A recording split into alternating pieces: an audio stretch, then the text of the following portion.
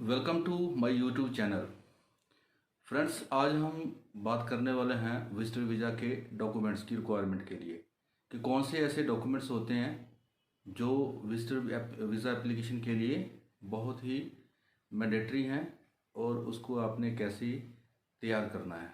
How to ready the your documents for visitor visa. तो दोस्तों, video शुरू करने से पहले मैं चाहूँगा कि आप एक बार मेरे चैनल पे आके सब्सक्राइब करो, बेल आइकॉन नोटिफिकेशन का बटन दबाओ ताकि मेरी सभी वीडियो आने वाली जो हैं वो सबसे पहले आपको उसकी नोटिफिकेशन मिले। और मैक्सिमम टू मैक्सिमम मेरे वीडियो को शेयर करो, मेरे चैनल को शेयर करो ताकि जितनी भी इंफॉर्मेटिव वीडियोस होती हैं वो उसका जो एडवांटेज है और भी लोग ले सकें। तो दोस्तों, शुरू करते हैं फिर हम। दोस्तों, ये मेरा सेल फ़ोन है दूसरे वाला, इसको मैं यूज़ कर रहा हूँ क्योंकि इसमें लिस्ट ऑफ डॉक्यूमेंट्स हैं और मैं नहीं चाहता कि कोई भी ऐसा डॉक्यूमेंट हो जो मैं आपको बता ना पाऊँ। सबसे पहले जो इम्पोर्टेंट डॉक्यूमेंट है वो आपका ट्रैवल डॉक्यूमेंट, जिसको हम पासपोर्ट बोलते हैं, वैलिड ओरिजिनल पासपोर्ट। इसमें कोशिश ये करो कि अगर आपकी पासपोर्ट की जो एक्सपायरी है वो 1 साल से ज़्यादा हो तो बढ़िया है, क्योंकि जो भी वीज़ा मल्टीपल लगता है वो पासपोर्ट की वैलिडिटी के ऊपर ही लगता है। तो अगर 6 मंथ से कम है तो तब तो आपको बिल्कुल नए पासपोर्ट बनवाने की तरफ जाना चाहिए। तो आपके पास सबसे जो मैंडेटरी डॉक्यूमेंट है वो पासपोर्ट स्टैम्प्स। पासपोर्ट स्टैम्प्स का मतलब ये हुआ कि अगर आपकी कोई ट्रैवल हिस्ट्री है, कोई वीज़ाज़ हैं, आपके पासपोर्ट 2 बन गए हैं, भर गए हैं, तो वो सब जो आपके वीज़ाज़ हैं उसको भी मैंडेटरी है शो करना। हालांकि ऑफिशियल वेबसाइट पे ये मैंडेटरी नहीं, ऑप्शनल है। इसका सिर्फ एक एडवांटेज मिलता है विजिटर वीज़ा के लिए। इसके बाद फ़ोटोग्राफ्स है। आपकी आजकल हार्ड कॉपी लेने का कोई ज़रूरत नहीं होता, बिकॉज़ आजकल सॉफ्ट कॉपी ही चल जाती हैं। तो आप जब भी अपनी फ़ोटो करवाने जाएं तो उसको बस इमिग्रेशन के हिसाब से ही बताएं कि वाइट बैकग्राउंड चाहिए और उसका जो साइज़ है वो है 35 mm इंटू 45 mm। ये साइज़ की आपने फ़ोटोग्राफ करानी है और उसकी जो फेस विजिबिलिटी है वो 80% होनी चाहिए। इसके बाद बात करते हैं bank account statement of last 6 month. दोस्तों, बैंक स्टेटमेंट एक ऐसा डॉक्यूमेंट है चाहे आप सैलरीड हो, चाहे आप बिजनेसमैन हो, चाहे पे कोई आप एंटरप्रेन्योर हो, इंडिविजुअल, तो ये जस्टिफाई करती है कि आपके अकाउंट में जो ट्रांजैक्शंस हैं, जैसे सैलरी है वो मंथली आ रही है, जहाँ आपका बिजनेस है तो उसमें ट्रांजैक्शन कैसी हैं। तो इसलिए ये बहुत ही एक इम्पॉर्टेंट डॉक्यूमेंट है। तो अगला डॉक्यूमेंट है बैंक बैलेंस सर्टिफिकेट।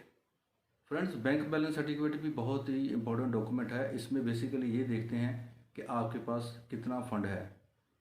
नॉर्मली आप ये देखिए कि 1 पर्सन, अगर आपका 1 मंथ का आपने शेड्यूल तैयार बनाया है जाने का, ट्रैवल करने का, तो उसके हिसाब से कितना खर्चा होता है।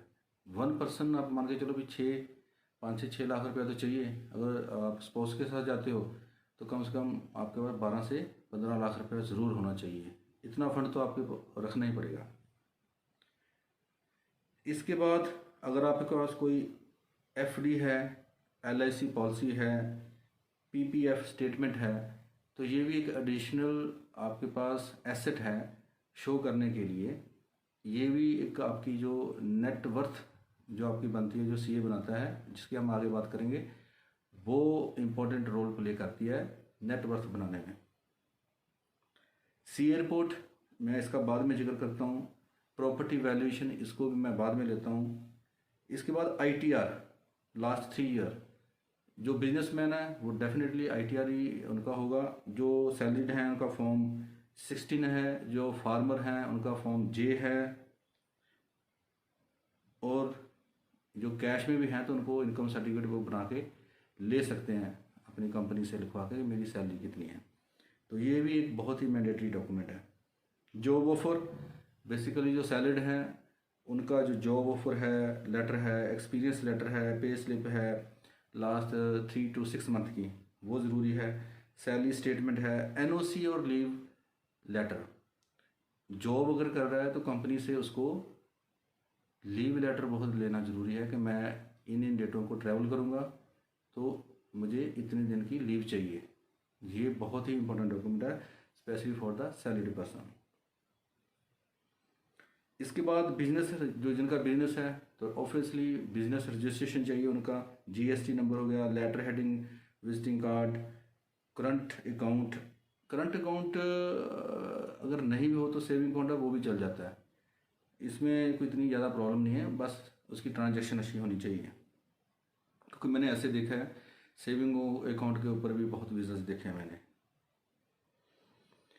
इसके बाद जो गोल्ड वैल्यूएशन सर्टिफिकेट है इसकी हम बाद में बात करेंगे। मैरिज सर्टिफिकेट है, ये मैंडेटरी है अगर आप स्पाउस के साथ लगाते हो, ठीक है जी। बोनाफाइड सर्टिफिकेट, ये बेसिकली केवाईसी सर्टिफिकेट होते हैं, जैसे आधार कार्ड हो गया, पैन कार्ड हो गया, तो ये भी बहुत ही इंपॉर्टेंट डॉक्यूमेंट है। जे फॉर्म हो गया, sale deed, lease deed, partnership deed, ये उनके लिए है जिनकी लिमिटेड फर्म्स हैं, पार्टनरशिप फर्म हैं, तो उनको ये बहुत ही ज़रूरी है दिखाना। अब बात करते हैं आपको प्रॉपर्टी वैल्यूएशन की। प्रॉपर्टी वैल्यूएशन जो मैंने अभी भी ऊपर बोला था कि सीए रिपोर्ट बनाता है, सीए ही रिपोर्ट बनाता है इसकी। अब देखो, एक तो होते हैं लिक्विड, लिक्विड हो गया कैश, वो आपने बैंक स्टेट में दिखा दिया कि मेरे पास जो 20 है, 15 है, 10 लाख है, जो भी है। एक होता है फिक्स्ड एसेट, वो आपकी नेट वर्थ बढ़ाने के लिए होता है कि बंदे के पास पीछे भी जो है वो भी प्रॉपर्टी भी काफ़ी अच्छी है, तो उसमें लैंड रजिस्ट्रेशन डॉक्यूमेंट जिसको हम रजिस्ट्री बोलते हैं, उसकी फिर फ़र्द चाहिए, ठीक है। तो ये भी जो आर्किटेक्चर होता है या सिविल इंजीनियर होता है वो आपको बना के देता है, वो अपनी स्टैंप मार के दे देता है। ये भी बहुत ही इम्पोर्टेंट डॉक्यूमेंट है दोस्तों।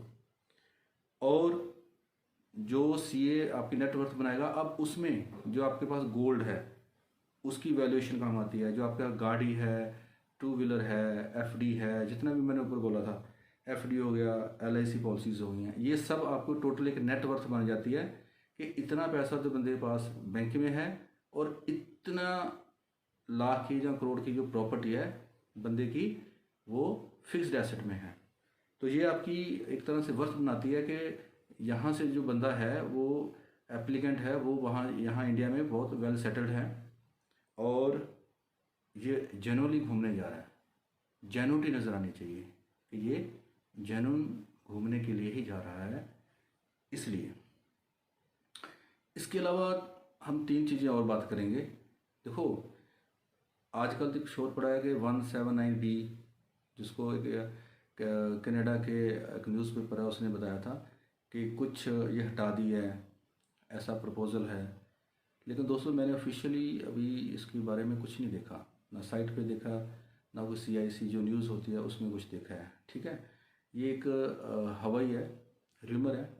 लेकिन अभी जस्टिन ट्रूडो जो प्राइम मिनिस्टर ऑफ कनाडा है उन्होंने भी ये बोला है कि इसको थोड़ा सा इग्नोर करो, यानी पर्पस ऑफ विजिट और जो strong link of home country जो आपकी फैमिली है, इसको थोड़ा सा उन्होंने इग्नोर करने के लिए बोला है। लेकिन इसका मतलब ये नहीं है कि आप अपनी एप्लीकेशन को थोड़ा लाइट लो। दोस्तों, वीज़ा ऑफिसर फिर भी ये देखता ही है कि आपने आपके जो इंडिया में जो फैमिली रिलेशंस हैं वो कितने स्ट्रॉन्ग हैं, आपका बिजनेस कितना स्ट्रॉन्ग है, आपका पर्पस क्लियर ही होना चाहिए। आपने अपनी तरफ से इसमें कोई भी ढिलाई नहीं देनी है। और इसमें मैं एक और अपडेट करता हूँ कि ये जो 179B का जो है ये आई थिंक दिसंबर